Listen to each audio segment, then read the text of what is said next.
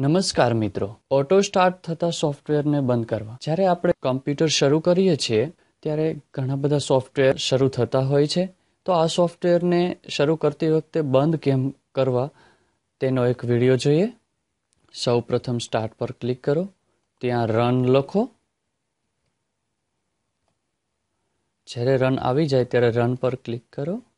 ત્યાં તમારે msconfig.exe લખવાનું છે.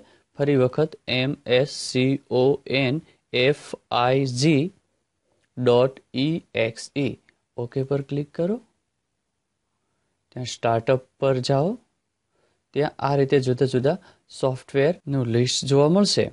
તેમાંથી તમારે જે સોફ્ટવેરને ન જોતો હોય શરૂ થાય ત્યારે તમારે એને ટીક માર્ક દૂર કરવાનું છે આ રીતે.